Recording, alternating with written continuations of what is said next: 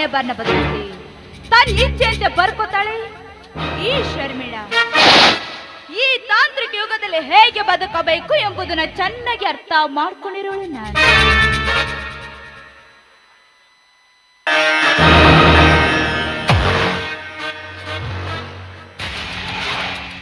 ಇಲ್ಲಿ ಬಡವರಾಗಿ ಹುಟ್ಟಿದ್ದು ತಪ್ಪಲ್ಲ, ಬಡವರಾಗಿ ಬದುಕೋದು ತಪ್ಪು.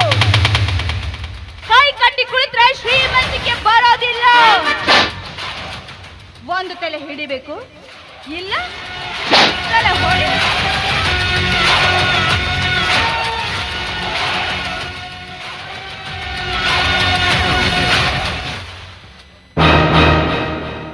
ಬಡವರು ಶ್ರೀಮಂತರು, ಮೇಲು ಕೀಳು, ಜಾತಿ ಮತ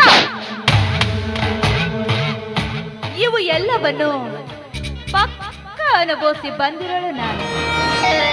ಹಾಗಾಗಿ ನನಗೊಂದು ಹರಿಕೆಯ ಕುರಿ ಬೇಕಾಗಿತ್ತು. ಆ ಹರಿಕೆ ಕುರಿ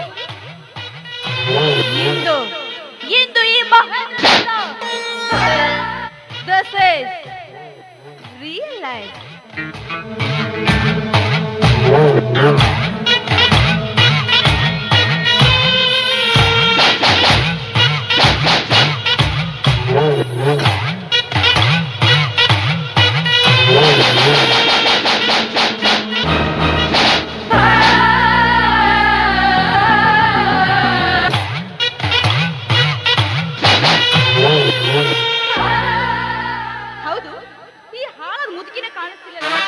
ಅದು ಏನ್ ಮಾಡ್ತಿದ್ದಾನೆ ಒಳಗಡೆ?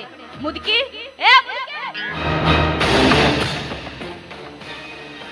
ಎಲ್ಲ ಕೆಲಸ ಆಯ್ತಾ? ಕೆಲಸ ಎಲ್ಲ ಮುಗಿಸಿದ್ದೀನಮ್ಮ. ಪಾತ್ರೆ ಎಲ್ಲ ತೊಳೆದಿದ್ದೀನಿ. ಸ್ವಲ್ಪ ಹೊತ್ತು ಸುಧಾರಿಸ್ಕೊಳ್ಳ ತಾಯಿ. ಎಲ್ಲ ಕೆಲಸ ಮುಗಿತಾ? ಬಟ್ಟೆ ಅಂದ್ರೆ ಅಷ್ಟು ಬಿದ್ದಿದ್ದೆಲ್ಲ ಅದನ್ಯಾರು ನಿನ್ನ ಗಂಡ? ನಾನು ಬೇಕಾದ ಕೆಲಸಕ್ಕೆ ಹಚ್ಚು, ಬೇಕಾದಷ್ಟು ಬೈ. ಆದ್ರೆ ದೇವ್ರಂಥ ನನ್ನ ಗಂಡಗ ಮಾತ್ರ ಏನು ಅನ್ಬೇಡವ, ಏನು ಅನ್ಬೇಡ. 3 ದಿನ ಅಥವಾ ಊಟ ಮಾಡಿ ತಲೆ ಬಹಳ ಸುತ್ತಕತ್ತತಿ. ಸ್ವಲ್ಪ ಹೊತ್ತು ಸುಧಾರಿಸ್ಕೋತೀನಿ. ಆಮ್ಯಾಗ ಇಲ್ಲೇ ಹಿತ್ತಲದಾಗ ಅರ್ವಿ ಒಕ್ಕೊಡ್ತೀನವ. ಏನಂದಿ? ಹಿತ್ತಲ ತೊಳ್ದಾಕ್ತಿಯಾ? ಸಿಂಟೆಕ್ಸ್ ನೀರು ಎಸ್ಬೇಕಂದ್ರೆ ಕರೆಂಟ್ ಬಿಲ್ ಬರುತ್ತೆ. ಆ ಕರೆಂಟ್ ಬಿಲ್ ನಿನ್ನ ಗಂಡ ಕಟ್ಟೋದಿಲ್ಲ. ದುಡಿಯೋದು ನಿನ್ನ ಗಂಡ ಒಬ್ರೇ. ಮಿಕ್ಕಿದ್ರೆ ಸಣ್ಣ ಕತ್ತರಿಸೋರು ಇದ್ದೀರಾ. ನಿನಗೇನು ದಾಡಾಗಿಲ್ವಲ್ಲ? ಹಳ್ಳಕ್ಕೂ ಬಟ್ಟೆ ತೊಳ್ಕೊಂಡು ಬಾ. ಪಾಪ ನನ್ನ ಕೂಸು ಒಂದ ದುಡಿಯಕತ್ತತಿ. ಅವನಿಗೆ ತ್ರಾಸ ಆಗ್ಬಾರ್ದು. ನನಗ ತ್ರಾಸ ಆದ್ರೂ ಚಿಂತಿಲ್ಲ. ನಾ ಅರ್ವಿ ಒಕ್ಕೊಂಬರ್ತೀನಿ. ಯವ್ವ ಬೇವ ಹೊಟ್ಟೆ ಬಹಳ ಹಸಿಯಾಕತ್ತೈತೆ. ಒಂದೀಟ ಹಿಟ್ಟನ್ನ ಕವರ್ನ ಸುತ್ತಕೊಟ್ಟೆ ಅಂದ್ರು ಹಳ್ಳ ದಂಡೆ ಕುಂತು ಊಟ ಮಾಡಿ ಅರ್ವಿ ಒಕ್ಕೊಂಬರ್ತೀನಿ. ನಿನ್ನ ಕೈ ಮುಗಿತೀನವ.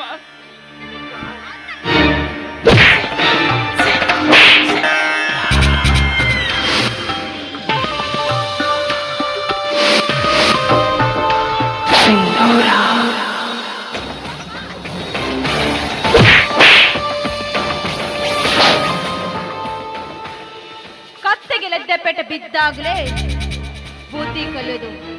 ಅವತ್ತೇನಂದಲ್ಲೇ? ತಾಯಿ ನೋಡಿ ಕನ್ಯಾ ತರಬೇಕು, ನಾಯಿ ನೋಡಿ ಕುನ್ನಿ ತರಬೇಕು ಅಂದೆಲ್ಲ. ಏನೋ ಮಗ ಸೊಸೆ ಮನೆ ಕರ್ಕೊಂಬದಿನಂತ ಮುದ್ದಾಗಿ ನನ್ನ ಮನೆ ತುಂಬಿಸ್ಕೊಂಡಿದ್ರೆ ನಾನು ನಿನಗೆ ನಾಯಿ ಬಿಸಾಕ್ತ ಒಂದೊಟ್ಟು ಬಿಸಾಕ್ತಿದ್ದೆ. ಆದ್ರೆ ನೀನು ಈ ಶರ್ಮಿಳಿಗೆ ಬಾಯಿ ಬಂದಂತೆ ಮಾತಾಡ್ತೀಯ. ಅದು ಹೇಗೆ ಇವೆಲ್ಲ ಸುಖವಾಗಿರುತ್ತೆ ಅಂತ ನಾನು ನೋಡ್ತೀನಿ. ನಿನ್ನ ಈ ಮನೆಗೆ ಹೊರಗೊಡಿಸಿ ಬೀದಿ ಬೀದಿ ಭಿಕ್ಷಾ ಹಚ್ಚೋದೆ ಈ ಶರ್ಮಿಳ ಗುರಿ. ಆದಷ್ಟು ಬೇಗ ಮಾಡ್ತೀನಿ.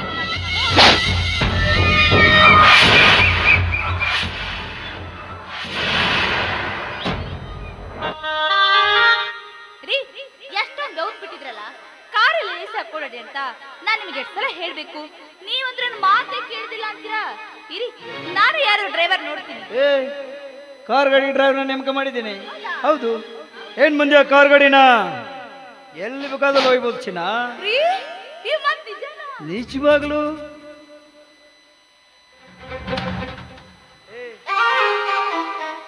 ಮುದುಕಿಯಲ್ಲಿ ಕಾಣ್ತಾ ಇಲ್ಲ. ಅಯ್ಯೋ, ನಿಮ್ಮ ಅಮ್ಮನ ಗೋಳು ಏನಂತ ಹೇಳ್ಬೇಕು? ಯಾಕೆ ನಾನು ಏನಾಯ್ತು? ನಾ ಎಷ್ಟು ಹೇಳ್ತೀನಿ ಅತ್ತಿಯವರೇ, ಏನು ಕೆಲಸ ಮಾಡಬೇಡಿ, ಮನೇಲಿ ಆರಾಮಾಗಿರಂದ್ರೆ ನನ್ನ ಮಾತು ಕೇಳಿದೆ. ಇದೀಗ ನಾ ಒಳಗೆ ಕೆಲಸ ಮಾಡ್ತಿರ್ಬೇಕಾದ್ರೆ ನನಗೆ ಗೊತ್ತಾಗದಂತೆ ಬಟ್ಟೆ ಒಕ್ಕೊಂಬರ್ತೆ ಬಟ್ಟೆ ಗಂಟಿಟ್ಕೊಂಡು ಹಳ್ಳಕ್ಕೆ ಹೋಗಿದ್ದಾರೆ ರೀ. ಬಟ್ಟೆ ಗಂಟೆ ಹಳ್ಳದ ದಂಡಿಗೆ ಹೋದ ಮುದುಕಿ 10 ಆಳುಗಳ ಮನೆಯಲ್ಲಿ ದುಡ್ತಿರುವಾಗ ಬಟ್ಟೆ ಗಂಟೆ ಒಂದು ಹಳ್ಳದ ದಂಡಿಗೆ ಹೋಗಿದ್ದಾಳಂದ್ರೆ ಈ ನೋಡಿದ ಜನ ನನಗೆ ಏನಂತಾರೆ, ಏನೇನೋ ಮಾತಾಡ್ತಾರೆ. ಅವ್ರ ಬಗ್ಗೆ ತಲೆ ಕೆಡಿಸ್ಕೊಲ್ಲ. ಆ ಮುದುಕಿ ಈ ರೀತಿ ಮಾತಾಡ್ತಾ ಇದ್ದಾಳಲ್ಲ, ಏನ್ ನನ್ ಬೇಕಾದ ಗೊತ್ತಾಗ್ತಾ ಇಲ್ಲ. ಈ ನನ್ನ ಮರ್ಯಾದನ 3 ಕಾಸಿಗೆ ಮಾರ್ತಾ ಇದ್ದಾಳ ಆ ಮುದುಕಿ. ಹೌದ್ರಿ, ನೀವ್ ಹೇಳೋ ಮಾತು 100ಕ್ಕೆ 100 ಸತ್ಯ. ಜನ ಎಲ್ಲ ಮಾತಾಡ್ತಾ ಇದಾರೆ, ಮಗ ಸೊಸೆ ಮನೇಲಿ ಆರಾಮಾಗಿರ್ತಾರೆ, ಎಲ್ಲ ಕೆಲ್ಸನು ಆ ಮುದುಕಿ ಕೈಲ ಮಾಡಿಸ್ತಾರ ಅಂತ ಹೇಳ್ತಾ ಇದ್ದಾರೆ ರೀ. ನಿಮ್ ಮನೆ ಇಲ್ದಿರುವಾಗ ನಿಮ್ಮಮ್ಮ ನನಗೆ ಬಾಯ್ ಬಂದಂಗೆಲ್ಲ ಬೈತಾರೆ ನನಗೆ. ಹಾ, ಮತ್ತೆ ಅತ್ತೆಯವ್ರಿ ಚಲೋ ಚಲೋ ಸೀರೆ ಉಟ್ಕೊಂಡು ಮನೇಲಿ ಆರಾಮಾಗಿರಂದ್ರೆ ನನಗೆ ಯಾಕೆ ಬೇಕಮ್ಮ, ಇಂದೆಲ್ಲ ನಾಳೆ ಬಿತ್ತುಗೊಂಬಾರ ಅಂತಾರೆ. ಮತ್ತೆ ನಿಮ್ ಫ್ರೆಂಡ್ಸ್ ಯಾರಾದ್ರೂ ಬಂದ್ರೆ ಅವ್ರ ಜೊತೆ ನಾನು ಮಾತಾಡಬಾರ್ದಂತೆ, ಅವ್ರ ಜೊತೆ ನಾನು ಮಾತಾಡಿದಕ್ಕೆ ಅವ್ರಿಗೆ ನನಗೆ ಹೋಲಿ ಸಂಶಯ ಕಟ್ತಾರೆ. ಅವತ್ತೇ ಆ ಮುದುಕಿ ಆ ಮುದುಕನ ಬೆಣ್ಣ ಹತ್ತೋಗಿದ್ರ ಆ ಮುದುಕಿ ನಿನಗೆ ಮಾತಾಡ್ತಾ ಇದ್ದಳೇನು? ಈಗ ಏನಾದ್ರೂ ಮನೆಯಲ್ಲಿ ಮುದುಕಿ ಇದ್ದಿದ್ರೆ? ಅಯ್ಯೋ ರೀ ರೀ, ನೀವು ಒಪ್ಪೋದೇ ಆದ್ರೆ ಅದು ನಿಮ್ಮಮ್ಮನ್ನ ಯಾವ್ದಾದ್ರೂ ಅನಾಥಾಶ್ರಮ ಸೇರಿಸಿ. ಏನಂದ್ರೆ 9 ತಿಂಗಳು ಜನ್ಮ ಕೊಟ್ಟ ಬೆಳೆಸಿದ ತಾಯಿಯನ್ನ ಅನಾಥಾಶ್ರಮ?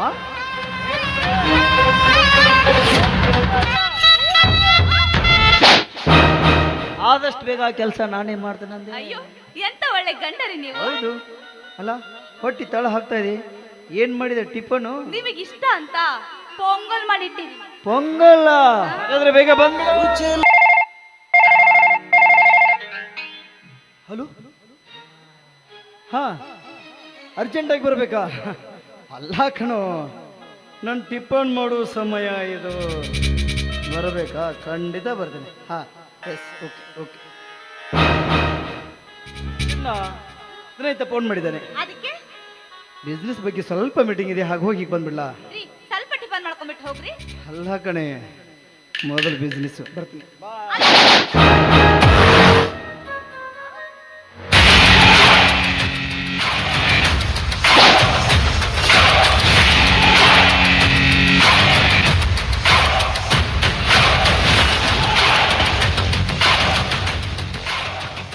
ಎಲ್ಲಿಗೆ ಹೋಗೋ ಬಚ್ಚ, ಹೊಟ್ಟೆ ಹಸ್ರೆ ನೀನೇ ಮನೆ ಊಟಕ್ಕೆ ಬರ್ತೀಯ. ಒಂದಿನವಾದ್ರೂ ನನ್ನ ಕನಸು ಕೇಳಿಲ್ಲ, ನನ್ನ ಆಸೆ ಈಡೇರಿಸಿಲ್ಲ. ನನ್ನ ಹೊಟ್ಟೆಯಲ್ಲಿ ಒಂದು ಕುನ್ನಿ ಸಾವು. ನನ್ನ ಆಸೆ ಈಡೇರಿಸೋದು ಆ ಪೃಥ್ವಿರಾಜನಿಗೆ ಮಾತ್ರ ಸಾಧ್ಯ. ಅವನು ಎಲ್ಲಿದ್ದಾನೋ, ಹೇಗಿದ್ದಾನೋ, 3 ದಿನವಾದ್ರೂ ಮನೆಗೆ ಬಂದಿಲ್ಲ. ಅದು ಯಾವಾಗ ಬರ್ತಾನೋ ಬರ್ಲಿ, ನನ್ನನ್ನಲ್ಲ. ಅವನಿಗೋಸ್ಕರ ನನ್ನ ಹೃದಯದಲ್ಲಿ ಯಾವತ್ತೂ ಜಾಗ ಇರುತ್ತೆ.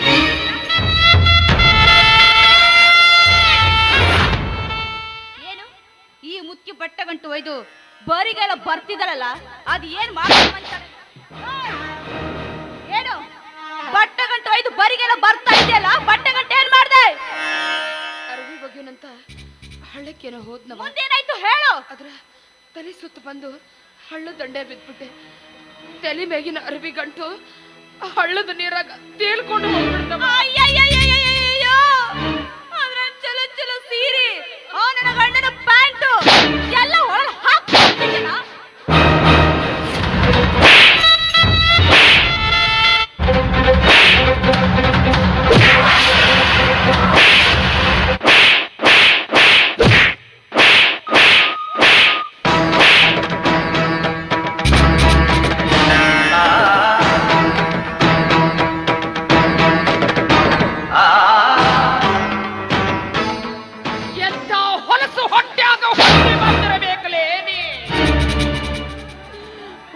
ಮಾಡಿ 3 ದಿನ ಅಥವಾ ತಲೆ ಸುತ್ತಾಕತ್ತಂದ್ರು ಹೊಡಿಬೇಡವಾ? ನಿನ್ನ ಹೊಡ್ತ ನನ್ನ ಕಡೆಯಿಂದ ತಡ್ಕೊಳಕ್ಕಾಗೋದಿಲ್ಲ. ಹೊಡೆಯಕತಿಯಲ್ಲ, ಎಂತ ಹೊಲಸು ಹೊಟ್ಟ್ಯಾಗ ಹುಟ್ಟಿ ಬಂದಿರಬೇಕ್ರಿ. ಏನ ನೀ ಮಾಡಿದ ಹಾದರತನ ನನಗ ಗೊತ್ತಿಲ್ಲ ಅಂತ ತಿಳಿದಿಯನವ. ನನಗೆಲ್ಲ ಗೊತ್ತೈತಿ, ಆದ್ರೂ ಸುಮ್ಮನದೀನಿ. ಯಾಕೆ ಹೇಳು? ಈ ವಿಷಯ ನನ್ನ ಮಗನಿಗೆ ಗೊತ್ತಾದ್ರ ಅವ ಏನಾರ ಮಾಡ್ಕೊಂಡ್ ಬಿಡ್ತಾನೋ ಅಂತ ಸುಮ್ಮನದೀನಿ. 32 ವರ್ಷಗಳ ನಂತರ ನನ್ನ ಗಂಡ ರಿಟೈರ್ಡ್ ಆಗಿ ಹೆಂಡತಿ ಮಕ್ಕಳ ಜೊತೆ ಸಂತೋಷವಾಗಿರ್ಬೇಕು ಅಂತ ಬಂದ್ರ ದೇವ್ರಂತ ನನ್ನ ಗಂಡಗ ಇಲ್ಲ ಸಲ್ಲದ ಅಪವಾದ ಹೊರಸಿ ಮನೆಯಿಂದ ಹೊರ ಹಾಕಿದೆ. ಹಾಗೂ ನಾ ಸುಮ್ಮನಾದೆ. ಯಾಕೆ ಹೇಳು? ನನ್ನ ಮಗನ ಮ್ಯಾಗಿರೋ ಹುಚ್ಚು ವ್ಯಾಮೋಹ. ನೀ ಸರಿ ಇಲ್ಲ ಅನ್ನೋ ವಿಚಾರ ನನ್ನ ಮಗನಿಗೆ ಗೊತ್ತಾದ್ರ ಅವ ಜೀವಕ್ಕೆ ಏನಾರ ಮಾಡ್ಕೊಂಡ್ ಬಿಡ್ತಾನೋ ಅನ್ನೋ ಭಯ. ಆದ್ರ ಇವತ್ತ ಮಾತ್ರ ನಾ ಸುಮ್ಮನಿರುವುದಿಲ್ಲವಾ? ಸುಮ್ಮನಿರುವುದಿಲ್ಲ. ಇವತ್ತಾಡ್ರಾಗ ಒಂದು ತೀರ್ಮಾನ ಆಗಬೇಕು. ಬರ್ಲಿ ನನ್ನ ಮಗ, ಬರ್ಲಿಲ್ಲ ಗಂಡ. ಇವತ್ತೇ ಮನೆ ನೀನಿರ್ಬೇಕು, ಒಂದು ಇಲ್ಲ ನಾನಿರ್ಬೇಕು. ಹೆಣ್ಣಾದಕ್ಕಿಗೆ ಸಹನೆ ತುಂಬಿ ತುಳುಕ್ತಿರ್ಬೇಕು. ಮನೆಗೆ ಸೊಸಿಯಾಗಿ ಬಂದಾಕಿ ಮನಿ ದೀಪ ಬೆಳಗಬೇಕಾ ಹೊರತು ನಿನ್ನಂಗ ಮಾರಿಯಾಗಿ ಮನಿ ದೀಪ ತೆಗಿಬಾರ್ದವ, ತೆಗಿಬಾರ್ದು. ಮುತ್ತೈದೆ ಎನ್ನೋ ಅರ್ಥನಾದ್ರೂ ನಿನಗ ಗೊತ್ತೈತೇನವ? ಹಣೆಯ ಕುಂಕುಮ ಒಂದು ಮುತ್ತು, ಮೂಗುತಿ ಒಂದು ಮುತ್ತು, ಕೊರಳ ಮಾಂಗಲ್ಯ ಒಂದು ಮುತ್ತು, ಹಸಿರು ಬಳೆಗಳೊಂದು ಮುತ್ತು, ಕಾಲಲ್ಲಿರೋ ಕಾಲುಂಗುರ ಒಂದು ಮುತ್ತು.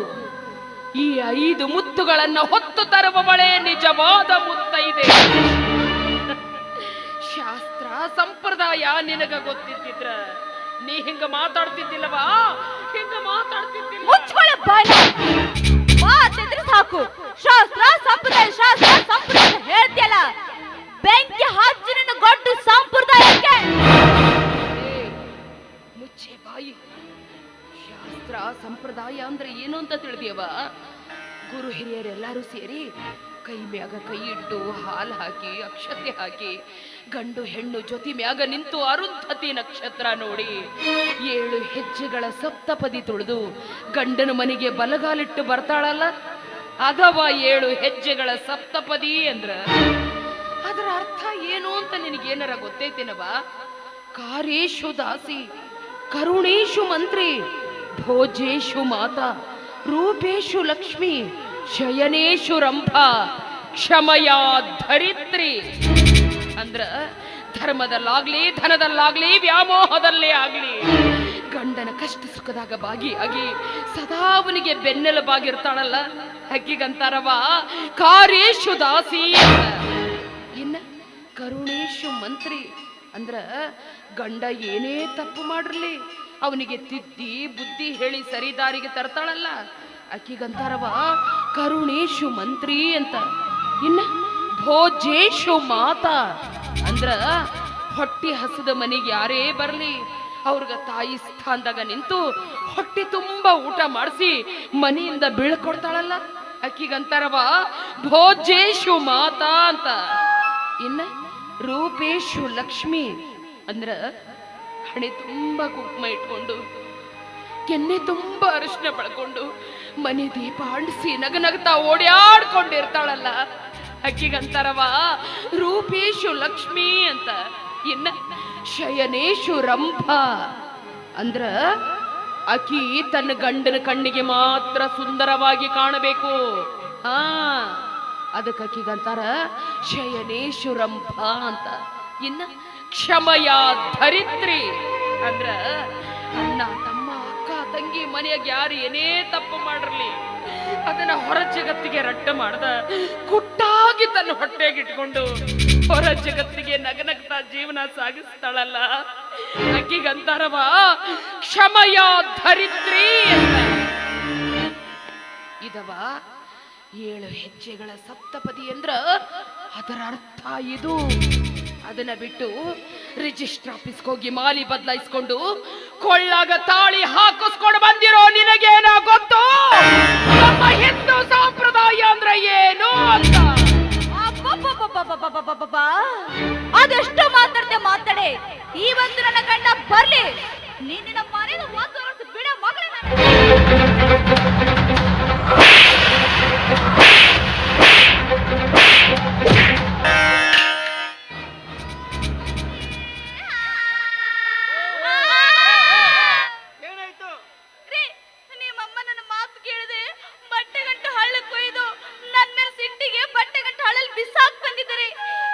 ಯಾಕತ್ತೆ ಹಿಂಗ್ ಮಾಡಿದ್ರಂತ ಕೇಳಿದಕ್ಕೆ ನನ್ನ ಬಾಯಿ ಬಂದಂಗ್ ಬೈದು ನನ್ನ ಕೆನ್ನೆಗೆ ಹೊಡೆದ್ರು ರೀ ನಿಮ್ಮಮ್ಮ. ಯವ್ವ, ಮಹಾತಾಯಿ ಮನೆಗೆ ಸೊಸಿಯಾಗಿ ಬಂದಾಕಿ ಮನಿ ದೀಪ ಬೆಳಗಬೇಕಾ ಹೊರತು ಹಿಂಗ ತಾಯಿ ಮಗನ ನಡುವೆ ತಂದಿಟ್ಟು ತಮಾಷೆ ನೋಡಬಾರ್ದೆವ್ವ, ನೋಡಬಾರ್ದು. ಆಹಾ, ಸೋಕ್ ನಿಲ್ಸೋ. ಇವಳನ್ನ ಮದುವೆ ಮಾಡ್ಕೊಂಡ್ ಬಂದ ಇನ್ನೂ ನೋಡ್ತಾ ಇದ್ದೇನೆ. ಬರೇ ಇದೇ ಕತ್ತಾ ಇತ್ತಿಂದು ಕತ್ತಿಯಟ್ಟು ವಯಸ್ಸಾಯ್ತು. ಮುದ್ದಾದ ಸೊಸನ ಹೆಂಗ ನೋಡ್ಕೊಬೇಕು ಖಬರ್ ಇದೆಯಾ ನಿನಗೆ? ಎಷ್ಟು ಸಲ ಹೇಳ್ಬೇಕ್ರೆ ನಿನಗೆ?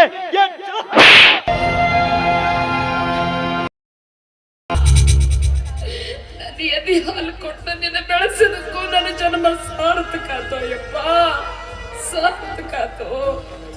ಮಗ ಅದಾವ, ಹೆಂಡತಿ ತಪ್ಪಿ ಹೆಚ್ಚಿ ಇಟ್ರ ಮೂಗುದಾರ ಹಾಕಿ ಹಿಡಿದಿಡಬೇಕು. ಅದನ್ನ ಬಿಟ್ಟು ಹೆಂಡತಿ ಸೀರೆ ಸರಿಗಿಡ್ಕೊಂಡು ಅಡ್ಡಾಡು ನಿನ್ನಂತ ಶಂಡ ಮಕ್ಕಳಿಗೆ ಜನ್ಮ ಕೊಟ್ಟನಲ್ಲ ನನ್ನ ಹೊಟ್ಟೆ ಉರಿಯಾಕತ್ತೋ ಯಪ್ಪ, ನನ್ನ ಹೊಟ್ಟೆ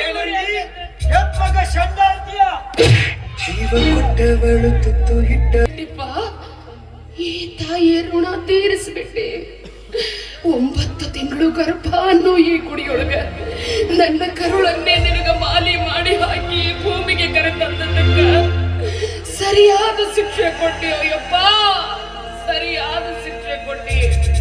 ಲೋ ಮಗನ, ನೀ ಕುಡ್ದು ನಿನ್ನ ಕಿಡ್ನಿ ಹೋದಾಗ ನನ್ನ ಕಿಡ್ನಿ ಕೊಟ್ಟು ನಿನ್ನ ಕಾಪಾಡದೆ. ಅದಕ್ಕ ತಕ್ಕ ಶಿಕ್ಷೆ ಕೊಟ್ಟಿಪ್ಪ, ತಕ್ಕ ಶಿಕ್ಷೆ ಕೊಟ್ಟಿ. ನೀ ಮನೆಯಿಂದ ಹೊರಗೆ ಹೋದೆ ಅಂದ್ರ ನನ್ನ ಕೂಸಿ ಯಾವಾಗ ಬರ್ತೈತೋ ನನ್ನ ಜಾತಕ ಪಕ್ಷಿ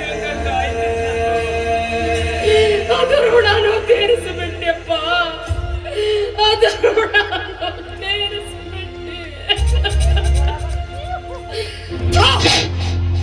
ನಿನ್ನಂತ ಹೊಲಸು ಮಗ ನನ್ನ ಹೊಟ್ಟೆಯಾಗ ಹೊಡ್ತಾನ ಅಂತ ಮೊದಲಾಗ ಗೊತ್ತಾಗಿದೆ. ಹುಟ್ಟಿದ ಕ್ಷಣ ನಿನ್ನ ಕತ್ತು ಹೆಚ್ಚಿಗೆ ಕೊಂದು ಬಿಡ್ತಿತ್ತು. ನಿನ್ನ ಕಣ್ಣೀರನ್ನು ನನ್ನ ಮುಂದೆ ಹಾಕಿದ್ರೆ ನಡೆಯಂಗಿಲ್ಲವ? ನನ್ನ ಮುಂದೆ ಹಾಕಿದ್ರೆ ನಡೆಯಂಗಿಲ್ಲ. ನಿನ್ನ ಸಾಕಲಾರ್ದ ನಿನ್ನ ಗಂಡ ಈ ಮನೆ ಬಿಟ್ಟು ಹೋದ್ನಲ್ಲ, ಅವನ ಮುಂದೆ ಹಾಕ್ಬೇಕಾಯ್ತು ನಿನ್ನ ಕಣ್ಣೀರನ್ನ. ಹಾಗೆ ಮಾಡಿದ್ರೆ ಹೀಗೆ ಮಾಡಿದೆ ಅಂತ ಹೇಳ್ತಾಯ? ನಾನು ಮಾಡಿದ್ದು ಹೋಯ್ತೇನೋ? ನಿನ್ನ ಗಂಡ ಮಿಸ್ತ್ರಿ ಒಳಗಿದ್ದಾಗ ಆಗಾಗ ಚಲಿಸುತ್ತದೆ ಹಾಸಿಗೆ ಹೇಳ್ತಿದ್ದೆ. ಹೋಗಿ ದವಾಖಾನಿಗೆ ತೋರಿಸಿದೀನಿ. ಮನೆಗೆ ಬಂದ್ರೆ ಹೊಟ್ಟಿಗೆ ಅನ್ನ ಕೂರಿಸ್ಕೊಂಡಿದೀನಿ, ಮೈ ಮೇಲೆ ಹಾಕಿದೀನಿ. ಲೆಕ್ಕ ಹಾಕಿ ನೋಡಿದ್ರ ಅದು ಲಕ್ಷದ ಮೇಲೆ ಆಗ್ತೈತಿ. ದೊಡ್ಡದ ಹೇಳಕ್ ನಾನು ನಾಯಿ ಜಾತಿಯವನ ಹೆತ್ತ ತಂದೆ ತಾಯಿಗೆ ಮಾಡಿದ್ದನು ಎತ್ತಿ ಆಡಿ ತೋರ್ಸಕತಿ, ನನಗನ್ನ ಹಾಕಿದ ಖರ್ಚು ಹೇಳಕತಿಯನೋ ಮಗನ. ಯಪ್ಪ, ನಾ ಸತ್ರು ನಿನ್ನ ಋಣ ತೀರ್ಸೇ ಹೋಗ್ತೀನೋ ಯಪ್ಪ, ತೀರ್ಸೇ ಹೋಗ್ತೀನಿ. ಈ ಪ್ರಪಂಚದಾಗ ತೀರ್ಸಕ್ಕಾಗ್ತಿರೋ ಋಣ ಅಂದ್ರೆ ಎರಡು. ಒಂದು ತಾಯಿಯ ಋಣ, ಇನ್ನೊಂದು ಈ ಮಣ್ಣಿನ ಗುಣ. ಅದನ್ನ ತೀರಿಸುವಂತ ಮಕ್ಕಳು ಹುಟ್ಟಿಲ್ಲ, ಮುಂದೆ ಹುಟ್ಟೋದು ಇಲ್ಲ. ನಾ ಸತ್ರು ನಿನ್ನ ಋಣ ತೀರಿಸಿ ನಾ ಹೋಗ್ತೀನಪ್ಪ, ಹೋಗ್ತೀನಿ. ಮಗನ 3 ದಿನದಿಂದ ಊಟ ಮಾಡಿಲ್ಲ. ನನ್ನ ಸೊಸೆಗೆ ಹೇಳಿ ಈಟನ್ನ ಕೊಡಿಸ್ಬಿಡಪ್ಪ. ಅನ್ನ ಬೇಕಲ್ಲ, ಅನ್ನ ನಾ ಎಂದು ಅನ್ನ ಇದೆ, ಅದನ್ನ ನಿನಗೆ ತಂದ್ರೆ ಹಾಕ್ತೀನಿ. ಇದು ಸಾಯವ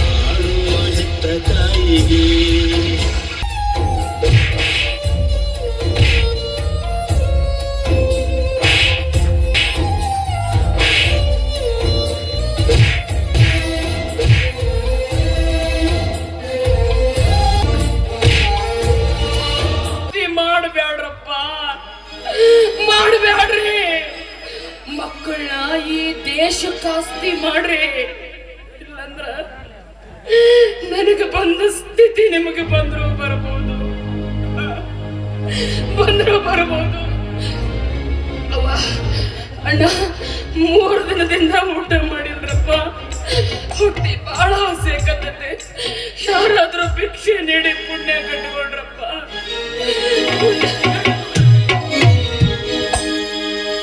ದೇವರು ಮಕ್ಕಳು ನಾವೆಲ್ಲ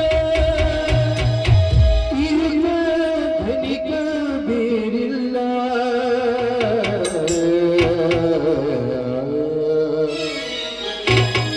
ಓ ಅಯ್ಯ ಅಮ್ಮಯ್ಯ ಧರ್ಮನೆ ತಾಯಿ ತಂದೆ ಕಾಸುರದ ನೀರು ಶಿವನೇ, ಕಾಸುರದ ನೀರು ಶಿವನೇ. ಓ ಅಯ್ಯ ಅಮ್ಮಯ್ಯ ಧರ್ಮನೆ ತಾಯಿ ತಂದೆ ಕಾಸುರದ ನೀರು ಶಿವನೇ, ಕಾಸುರದ ನೀರು.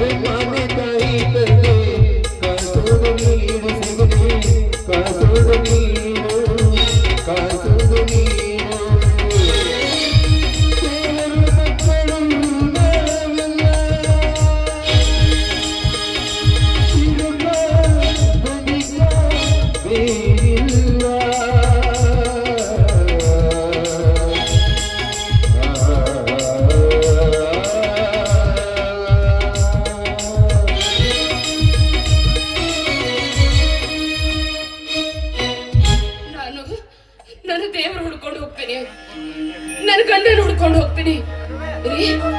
ಅವತ್ತು ನೀವು ನನಗೊಂದು ಮಾತು ಹೇಳಿದ್ರಿ, ಈ ಮನೆಯಲ್ಲಿ ನಿನಗೆ ನೋವಾಗುವಂತ ಏನೇ ಘಟನೆ ನಡೆದ್ರು ನನ್ನ ಎದುರು ಬಂದ್ಬಿಡು ಅಂತ. ನಾನು ಬರ್ತಾ ಇದ್ದೇನ್ರಿ, ಇನ್ಯಾವತ್ತೂ ನಿಮ್ಮ ಮಾತು ಬೇಡಲ್ಲ.